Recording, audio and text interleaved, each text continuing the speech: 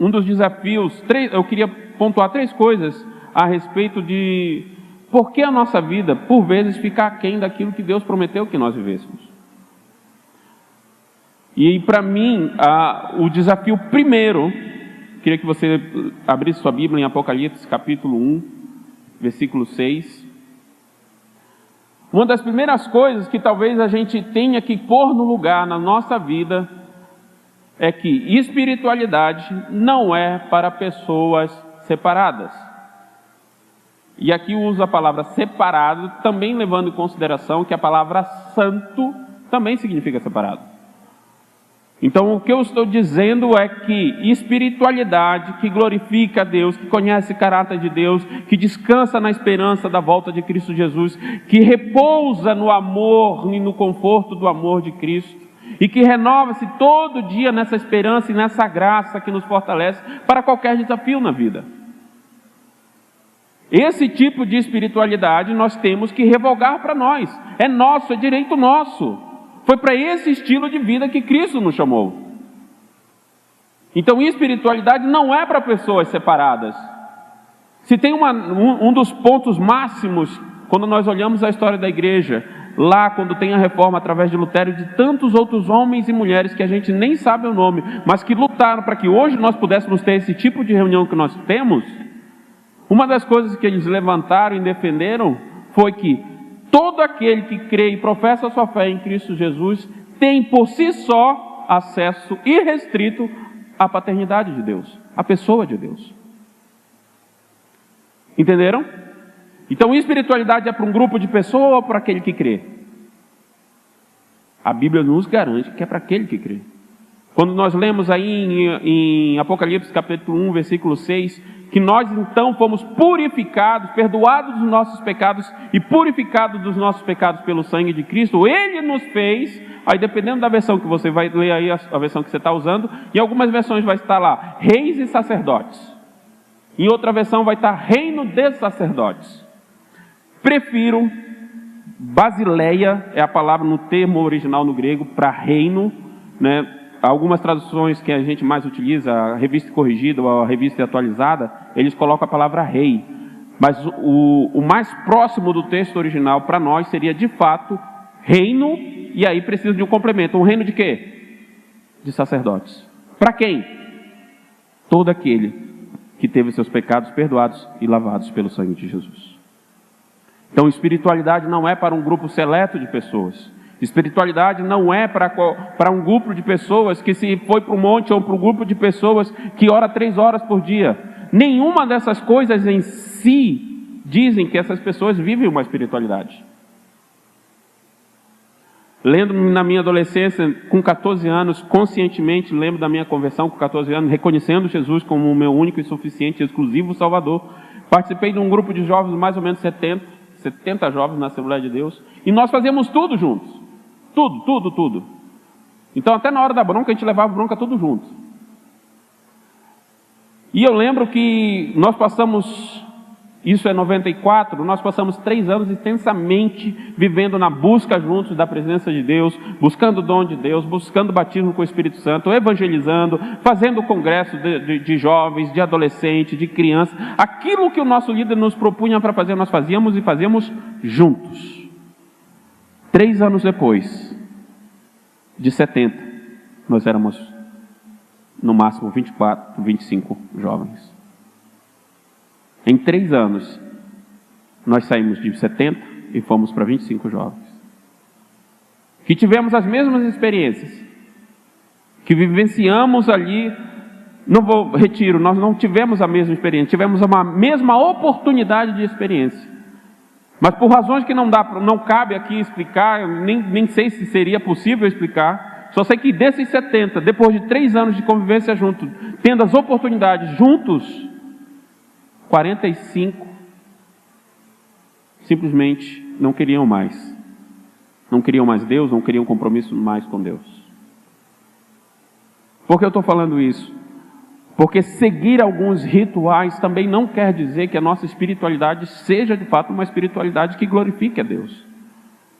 Então não é o fato de orar 3 horas, ou de subir ao monte, ou de se trancar no quarto, ou de se isolar do mundo que vai fazer de você de fato uma pessoa separada, santa. O que faz nós sermos santos não é o tanto de coisa que nós fazemos, mas o quanto de fato Cristo, esse Rei, que é Rei dos Reis, reina sobre as nossas vidas. Quando o seu sangue, então, vertido na cruz, nos purifica dos nossos pecados. E é a partir disso, desse sangue que nos purifica, que nos perdoa dos nossos pecados, é que então Ele nos chama para ser reis, vivemos num reino de sacerdotes. Eu tenho 2 crianças, 6 e 8 anos, e a gente tem caminhado já há alguns meses com ele, conversando a respeito do valor da oração com eles. Só que como ensinar para 2 crianças o valor da oração? Fazer um tratado teológico falando do valor e da importância da oração? Ler mais de 5 versículos para eles, já perderam 3.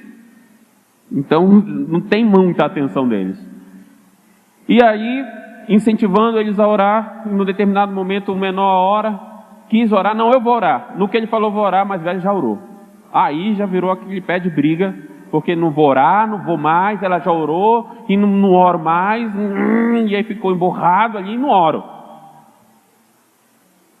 E aí eu olhei para a mais velha, eu falei, a gente não combinou que ele ia orar primeiro? Ah, mas me deu vontade, eu já orei.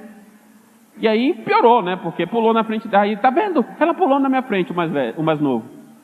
Aí o Senhor, como é que vai ajustar as duas coisas? Eu não posso dizer que ela não pode orar, não posso dizer também para esse que ele não tenha que orar, que se alguém orou está tudo resolvido.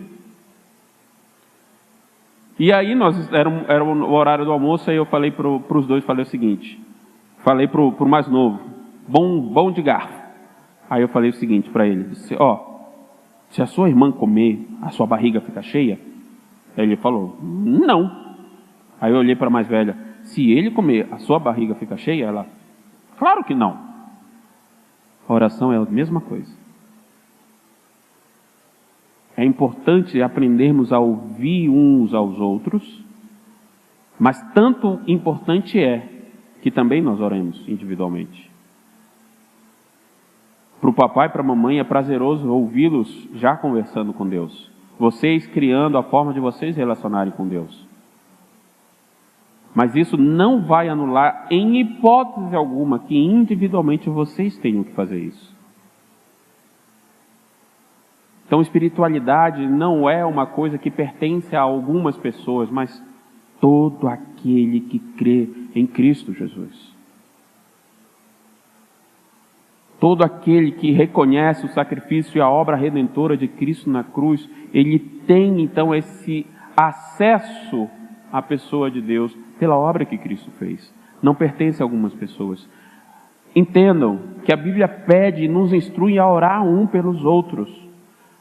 Mas existem mais instruções que nós então devemos o quê? Orar.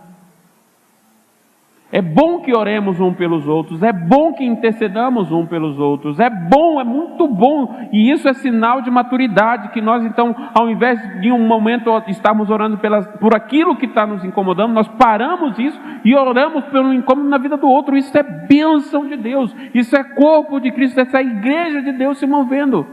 Mas de igual modo então, quando eu e você não só olhamos e percebemos que a oração é importante, mas quando nós paramos a nossa agenda e oramos. O outro se alimentar não vai encher a minha barriga. Aí as crianças estão começando a entender o valor da oração. E aí é um outro desafio. Agora, eles estão começando a entender isso, ao mesmo tempo começam a prestar atenção na oração do outro. A mais velha, quando ora, fala assim, ela, Senhor Deus, Senhor Jesus, obrigado por esse dia, obrigado pela provisão do Senhor, obrigado pelo cuidado do Senhor, pela vida do papai, da mamãe. E ela ora assim e vai embora. O mais novo, quando ora, ele fala, Senhor Jesus, ela, voltando para a irmã, ela aprontou para mim hoje. Eu estava quieto lá, ela me empurrou, eu quis orar, ela orou na minha frente. O papai brigou comigo e ele é muito chato. Senhor, olha aí, o senhor está vendo, né? Aí a mais velha falou: não é assim que ora. Aí eu olhei e falei: é assim que eu oro. Aí começaram a dizer: não, gente, calma, cada um ora do seu jeito. Porque também tem essa construção, às vezes, espiritualidade, nós olhamos e projetamos para alguém. Quando o nosso culto estava rolando, o momento de louvor, o meu desejo era que eu pudesse estar aqui embaixo e a gente pudesse se juntar um pouco mais. Porque, de maneira geral, entende-se, foi construído a espiritualidade do brasileiro, isso não estou falando nós, Igreja Batista da Lapa, ainda que isso por vezes aconteça entre nós, mas de maneira geral a espiritualidade do brasileiro pertence a alguém de maior poder. E esse alguém de maior poder normalmente tem um quê? Destaque. Hoje, talvez aqui, por estar aqui em cima falando com vocês, posso ter algum destaque, mas isso não tem a ver com o que eu fiz, tem a ver com a obra que Cristo está fazendo na minha vida. Então a glória e honra é para Ele. Mas seria muito bom se eu pudesse estar pregando aqui embaixo, que eu poderia estar olhando vocês nos olhos. E essa era a mensagem primeira da igreja primitiva entre os apóstolos. Perseguiram a igreja, aquela primeira igreja que estavam os apóstolos ali, porque justamente eles falavam: sabe o imperador que manda em todo mundo e desmanda diante de Deus, através de Cristo, ele e um escravo estão na mesma altura. O imperador não é maior. O imperador está na mesma altura de um escravo. Não em grau de responsabilidade, mas diante de Deus, através da obra de Cristo, o imperador e um escravo estão no mesmo patamar. E essa é a realidade que nós temos que resgatar para nós. A nossa espiritualidade é, em primeira mão, responsabilidade de cada um de nós. Nós não podemos abrir mão disso. Quando a Bíblia fala que somos um reino de sacerdote, é que existem funções como sacerdote que dependem de cada um de nós. Não é o outro. Ainda que dentro desse reino, essa necessidade de governo, nós atribuímos a quem? Quem é o governo sobre as nossas vidas? Cristo. Ele é o Senhor. Culturalmente, nós enfrentamos muita dificuldade com a palavra Senhor. Eu sou paraense, nasci nos anos 80, então assim, fui criado num ambiente, hoje estou com 40 anos, meu pai é novo, meu pai está com 59, fez 60, meu pai, e até hoje meu pai, major, aposentado da Polícia Militar. Antes de dar, a gente não se trata com bom dia, boa tarde, boa noite. A primeira coisa é: sua bênção, pai, o Senhor está bem? Essa construção que eu tive, quando me converto, quando eu olho para Cristo e começo a vê-lo como Senhor, tem uma construção de afetividade e ao mesmo tempo de pertencimento. Eu pertenço a alguém. Então não é mais a minha vontade, mas a quem eu pertenço à vontade. Então a vontade dele, agradar a Cristo, é o que faz de fato a minha vida ter sentido. E não que isso foi fácil de ser construído. Eu lembro, olho para a minha caminhada com Cristo, eu levei pelo menos uns 5 anos de tentativa forte mesmo, minha, de convencer a Deus que os meus planos eram mais legais que o dele. Que a faculdade que eu queria escolher, o curso que eu queria cursar, as escolhas que eu queria fazer, eu precisava, na verdade, só do carimbo de Deus. Porque eles eram mais interessantes daquilo que Deus estava ministrando no meu coração. Esse negócio de abrir mão para Deus foi um troço que demorou muito tempo. Porque nós temos a dificuldade, de maneira geral, historicamente, nós fomos somos um país historicamente escravocrata, então nós temos dificuldade de olhar para Senhor. Temos dificuldade de reconhecer Senhor como alguém que cuida. Senhor, na história de todo o povo brasileiro, é aquele que explora. Então, falar para Deus Senhor, como uma bela canção, é uma coisa, mas quando você pega Senhor, e isso tem que interferir nas suas decisões, e isso vai interferir na forma como você vai editar a vida, aí sim vai mostrar se de fato Cristo é ou não Senhor da sua vida. E isso não tem tanto a ver com se você subiu ao monte ou desceu ao monte. Isso não tem tanto a ver com quantas ceias você já participou na vida. Isso tem a ver com uma consciência realmente que a sua vida depende de Cristo. Espiritualidade é uma responsabilidade de cada um de nós. Mas como todos nós pertencemos aqui ao reino de sacerdotes, aí vem a parte legal da coisa. Nós não estaremos só. Nós nunca estaremos só. Eu lamento profundamente quando algum irmão completa: não, mas eu passei por isso sozinho, ninguém me ajudou. Ninguém na igreja olhou por mim, ninguém fez isso, ninguém fez aquilo. Eu lamento demais, porque é uma compreensão extremamente equivocada do que significa pertencer a Cristo. Lá em Marcos capítulo 10, vamos ler junto, queria ler esse texto aqui com vocês, Marcos capítulo 10, versículo 28, 29 e 30.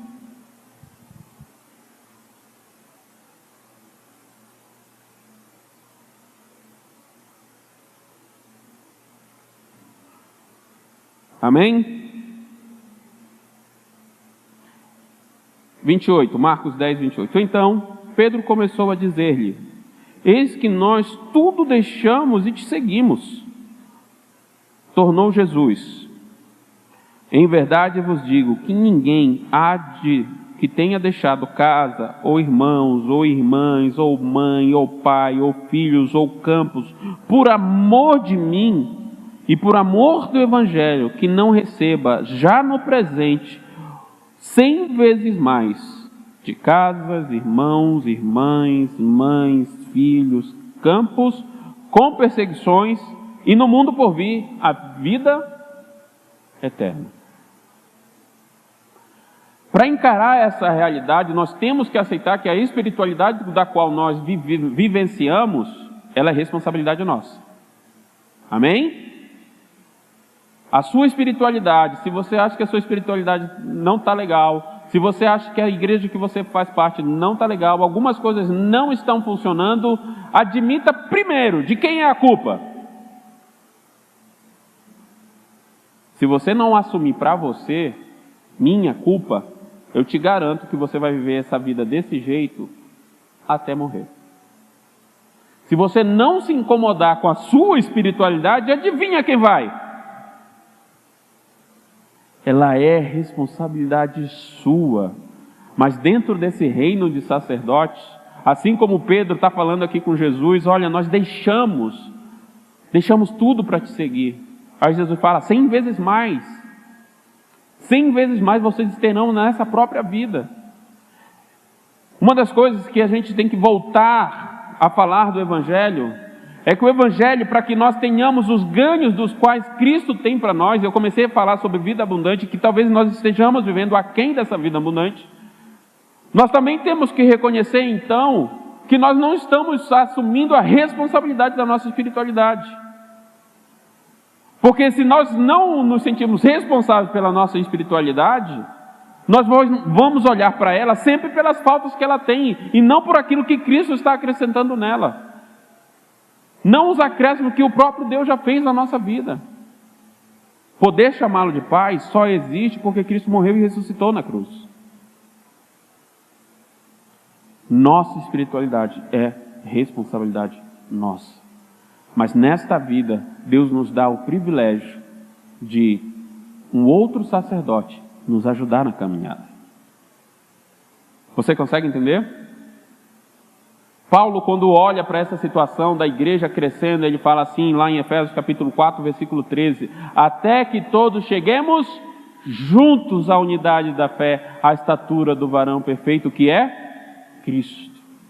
Quando João, então, lá no Apocalipse, fala que nós fazemos parte de um reino de sacerdotes, ele está falando, então, que a nossa responsabilidade, da nossa espiritualidade, na dinâmica do reino de Deus, ela não só é bênção para a nossa vida, mas ela passa a ser bênção também na vida do outro.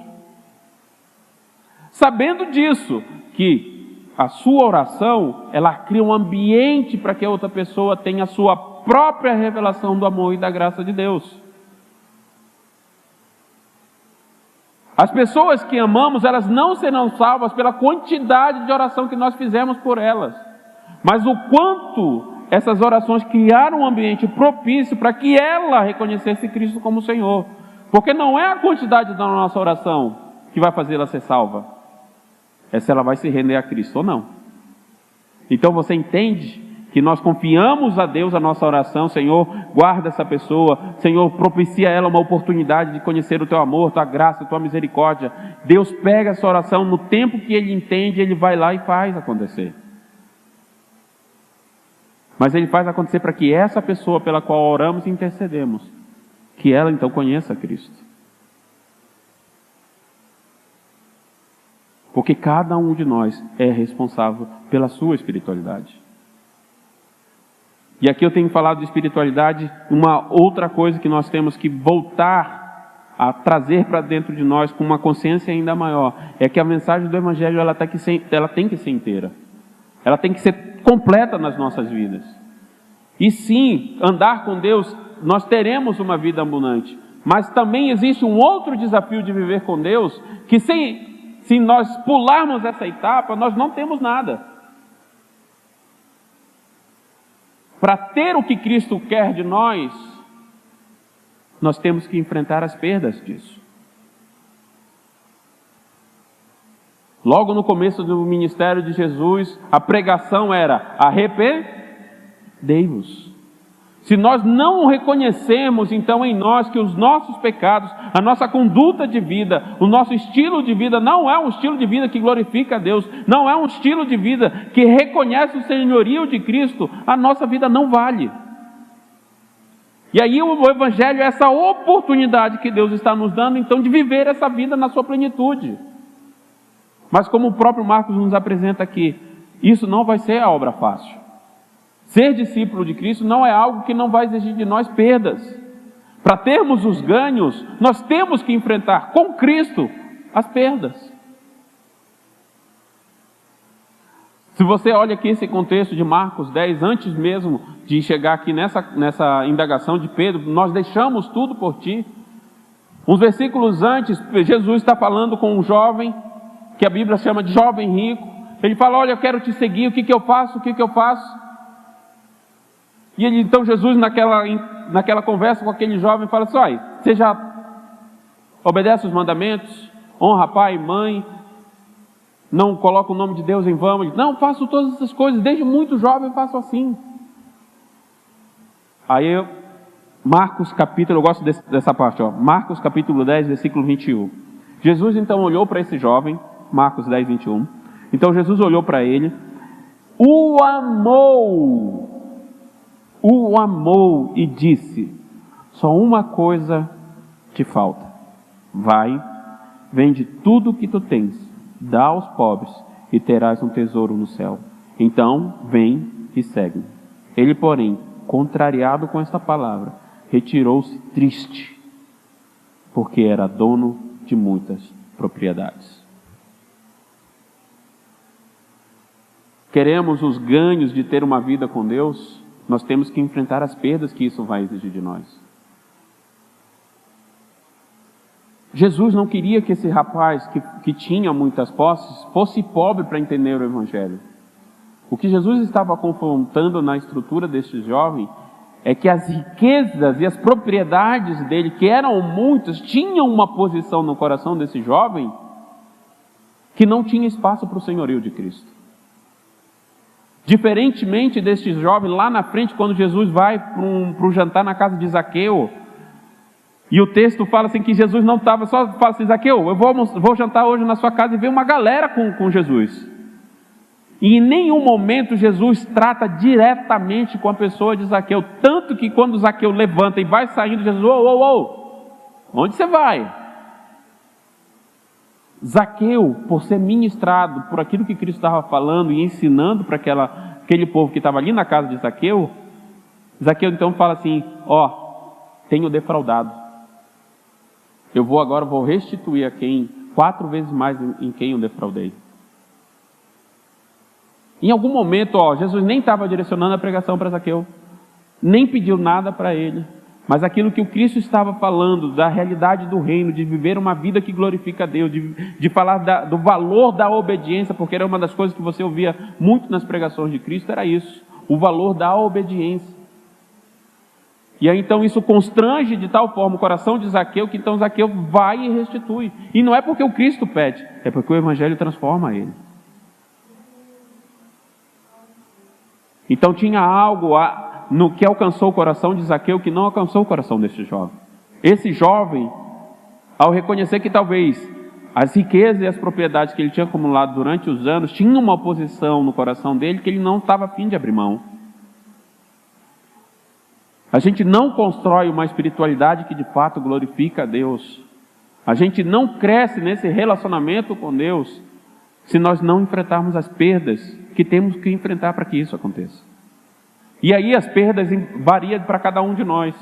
Para Zaqueu não houve, quando ele é alcançado pelo Evangelho, não houve problema dele abrir mão de parte da riqueza dele. E tantas outras pessoas na história da igreja primitiva abriram mão de suas posses. E elas não ficaram infelizes por causa disso. Ao contrário, elas ficaram cada vez mais o quê? Se dedicando à mensagem do Evangelho. E tantas pessoas na história da igreja serviram ao Evangelho com suas riquezas. Então Deus não tem problema com a riqueza. Deus tem problema com o coração do homem que coloca a riqueza num patamar que ela não pode estar. Esse jovem não quis abrir mão. Então é dentro desse contexto que Jesus então começa a falar que quem tem essas riquezas, quem tem um coração nas riquezas, dificilmente entrará no reino dos céus. É nesse contexto então que Pedro lembra, ok Jesus, nós não somos esse jovem, nós abrimos mão. Ele fez isso, nós fomos diferentes. Nós fizemos outra coisa. Nós abrimos mão de tudo para te seguir. Quando então fazemos isso pelos motivos certos, abrimos mão daquilo que Deus está nos pedindo para abrir mão, e aí qual é o motivo certo? Jesus fala aqui para a gente. Finalzinho do versículo 29.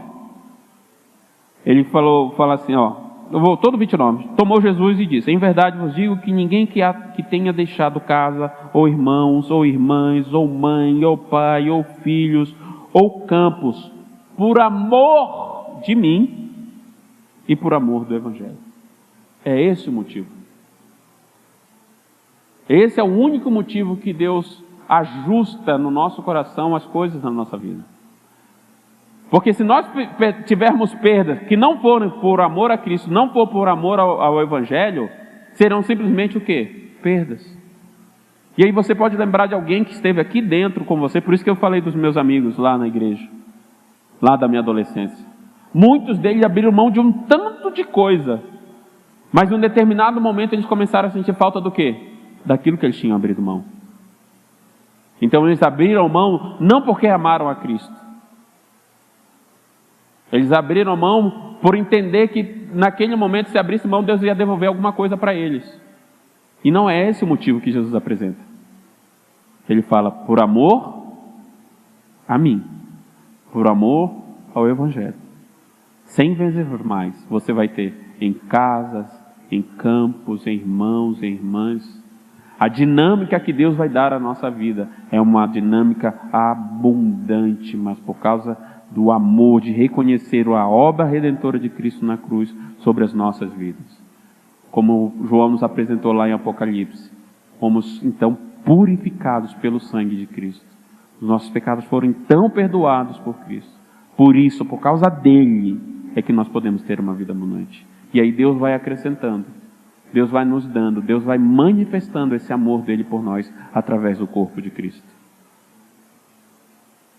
Por isso que eu lamento muito disso para vocês quando alguém diz que se sente só na igreja. É porque ela não entendeu isso então ainda. É porque talvez o Evangelho não foi apresentado de maneira completa.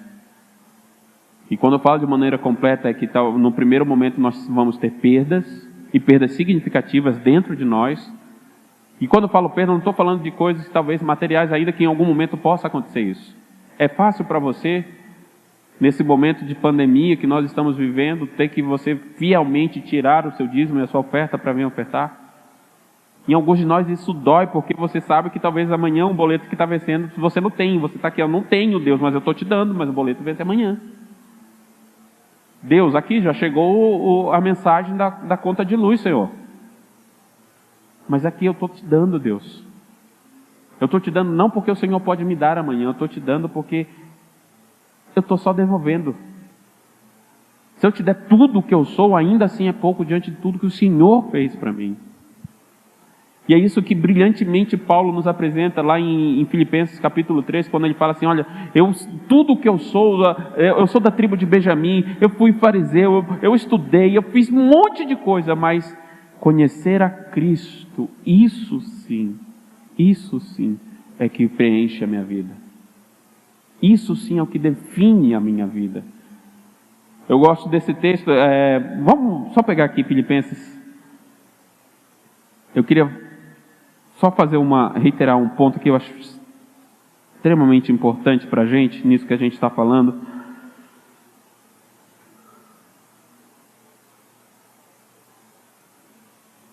A partir do versículo 7, Filipenses capítulo 3, a partir do 7. Mas o que para mim antes era lucro, agora considero como perda por causa de Cristo. Sim, considero tudo como perda por causa da sublimidade do conhecimento de Cristo Jesus, meu Senhor, por amor do qual perdi todas as coisas, estou no 8, e considero como refúgio para ganhar a Cristo. Paulo não está falando aqui simplesmente que ter as coisas é o problema.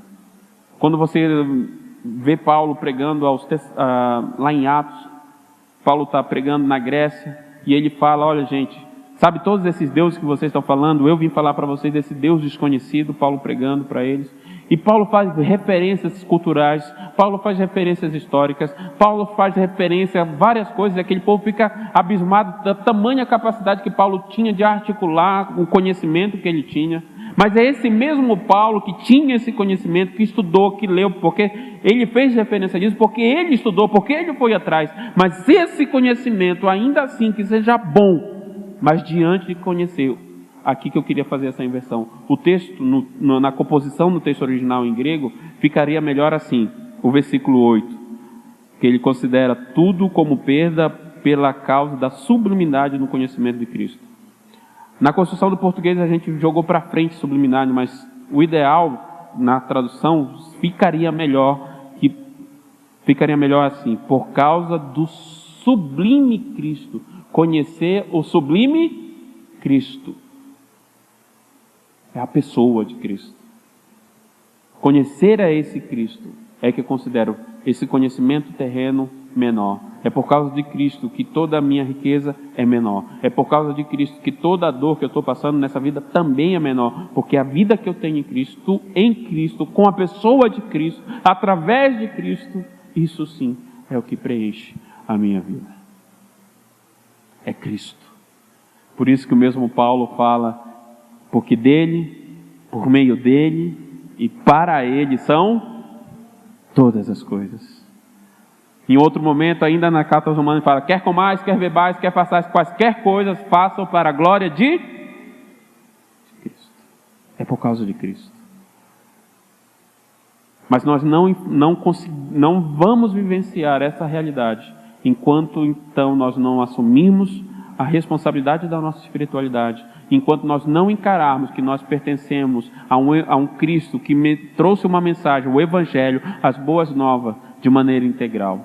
Nós vivenciamos os ganhos, mas não podemos pular as perdas.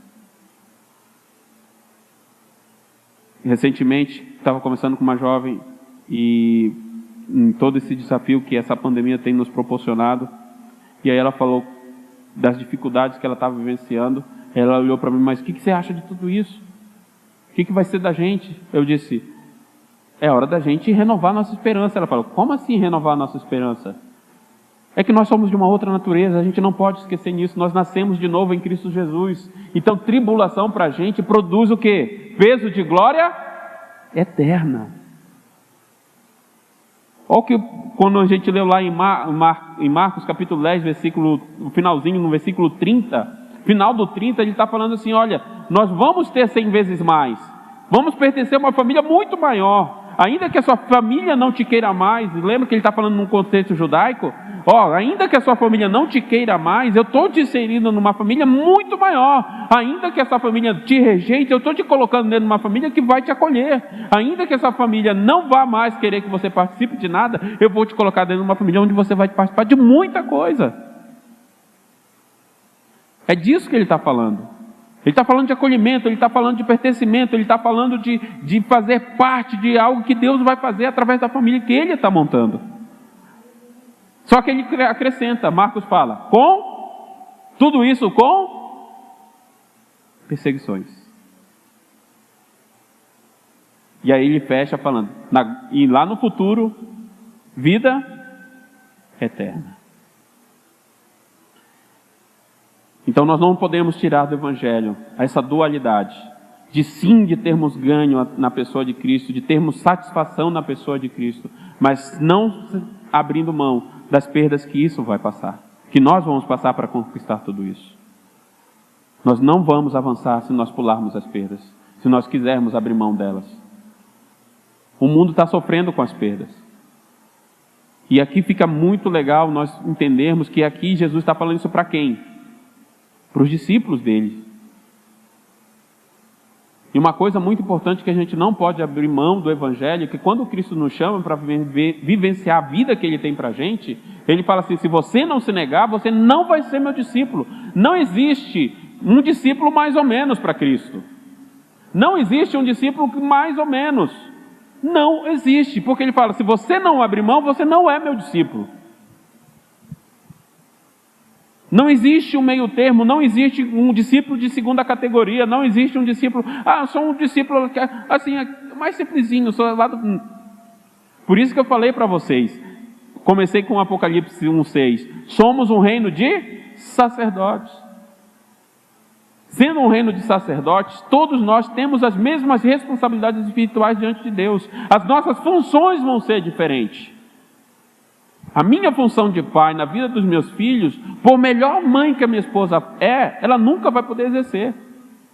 É um engano tremendo que nós, eu e minha esposa trabalhamos durante muitos anos com evangelismo de rua, e uma das coisas que mais a gente tinha que lidar na evangelização era como é que esse Deus é tão bom e é pai, por que Ele deixa essa figura paterna se ausentar tanto de casa? Quantas mães no Brasil, o último levantamento no IBGE girava em torno de 45 milhões de brasileiros, só tem o nome da mãe na sua identidade.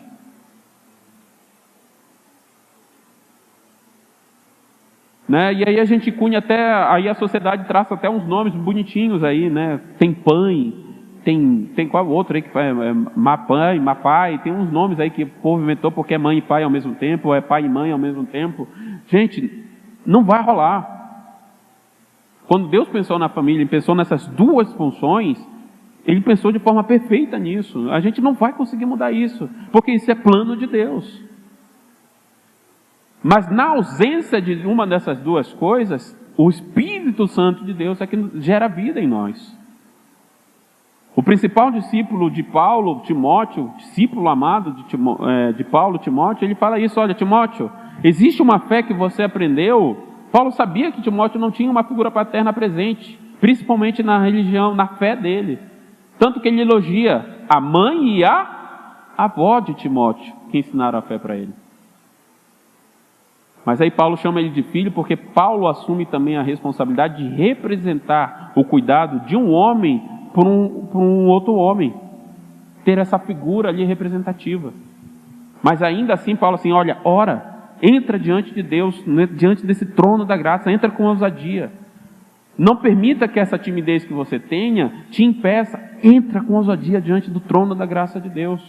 Porque é Deus que vai fazer com que a sua vida ganhe sentido e tenha plenitude.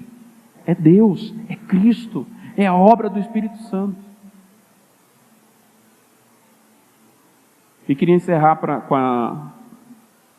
lembrando, trazendo à nossa memória, algo que a Márcia falou que eu estou há algum tempo aqui, eu tenho mais ou menos 10 anos de Batista da Lapa, a minha esposa tem 27 anos, né, de Batista da Lapa.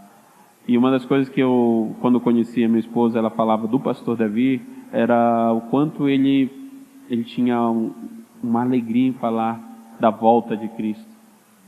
Ele falava com um prazer enorme dessa volta de Cristo, de morar na eternidade com Cristo.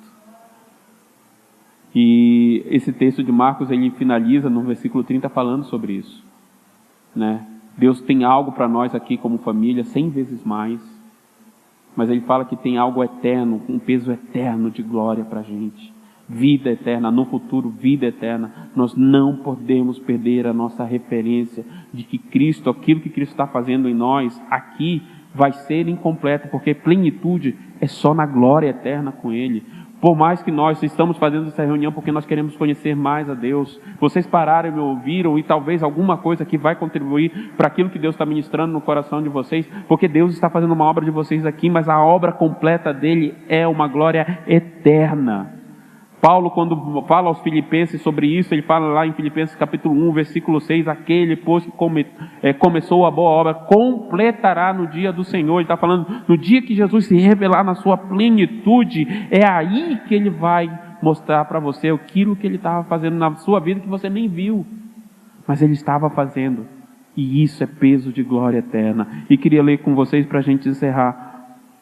Primeira carta de Pedro,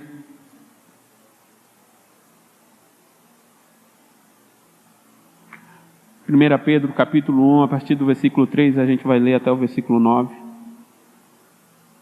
Então, nossa espiritualidade é responsabilidade nossa.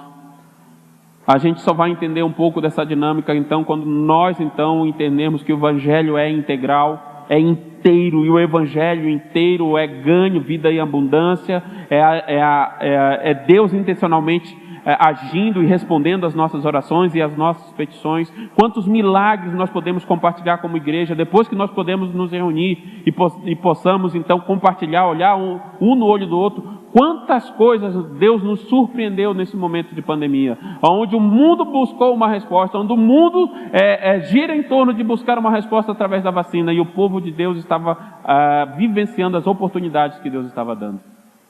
Quantas pessoas nós pudemos evangelizar?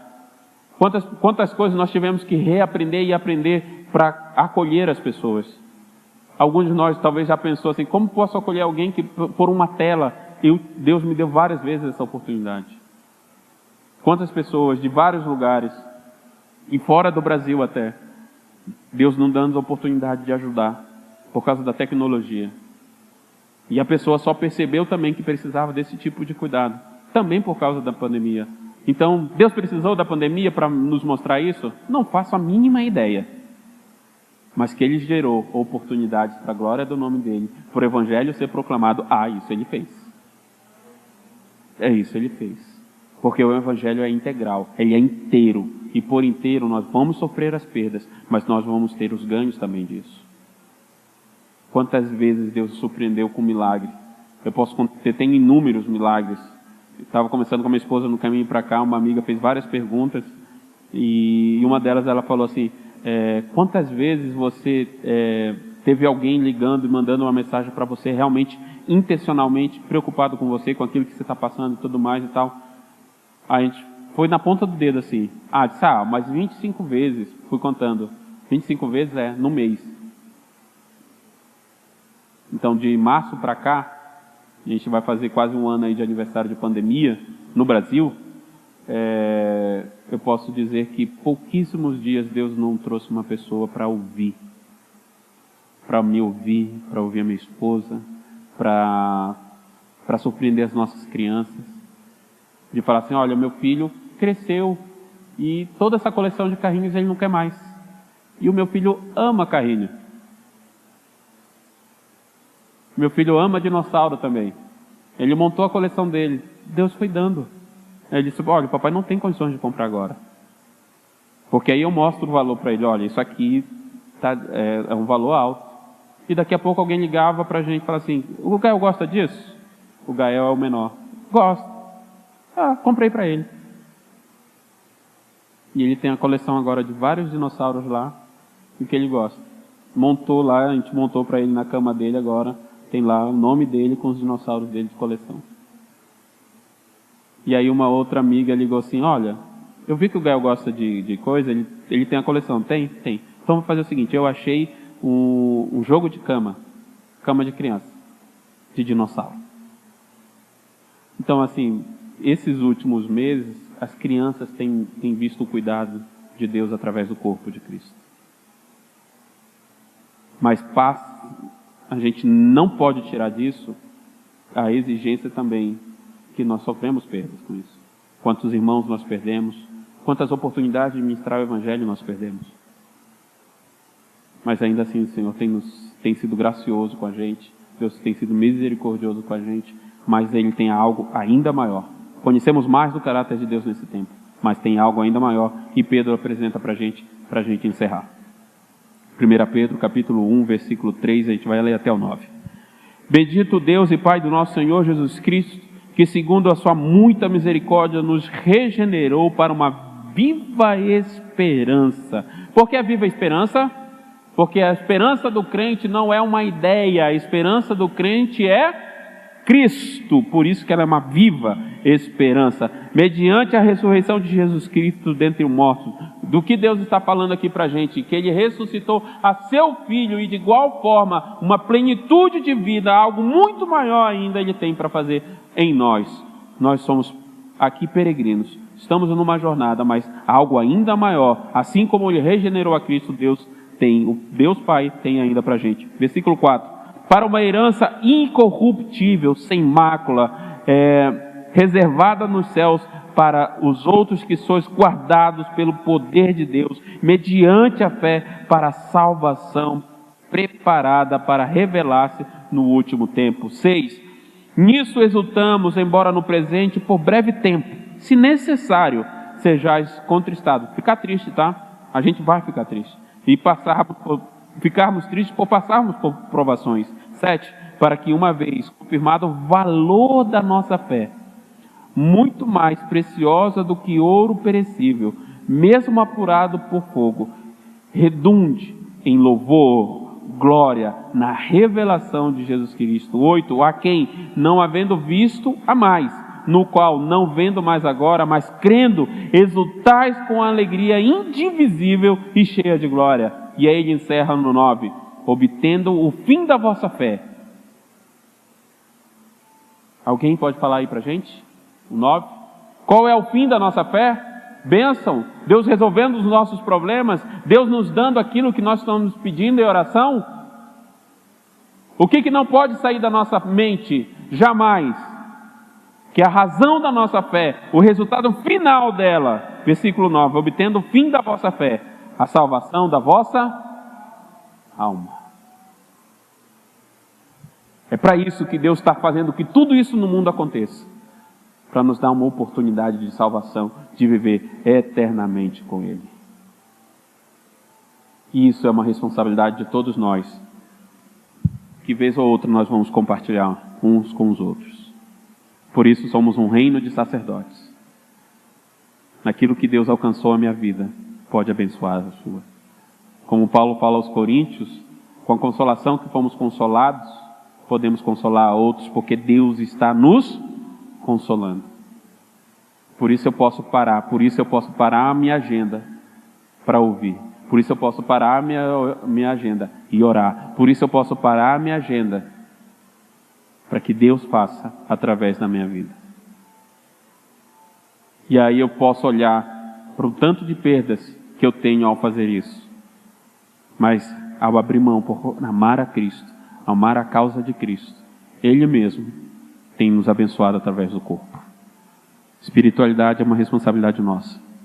Espiritualidade não é para um grupo seleto de pessoas, é para todo aquele que crê, que é perdoado por Cristo Jesus e é purificado do seu pecado pelo seu sangue. O Evangelho tem que ser inteiro. Temos ganhos, mas não sem antes nós passarmos pelas nossas perdas. Sabendo que o foco final de tudo isso que nós estamos fazendo, dessa reunião e de tantas outras que Deus vai nos permitir ainda, é porque Deus está promovendo a sua salvação em cada um de nós. Eu estava pensando, Weber, pode subir aí, para a gente encerrar. Tem mais algum recado, Márcio? Não? Vamos orar. Davi Sasser, se o mar me submergir a tua mão. Tudo isso Deus está fazendo em nós, é para salvação, é para que vivamos a eternidade do lado dele. Isso aqui é uma jornada só, nós somos peregrinos, nós não pertencemos a isso. O jovem rico não conseguiu olhar para Cristo desse jeito. Jesus não estava querendo que ele simplesmente abandonasse as riquezas, Jesus queria era o coração dele, a inteireza do coração dele. O que Jesus queria é que ele entendesse que qualquer coisa que ele passasse na vida, era Deus que ia tirá-lo de lá.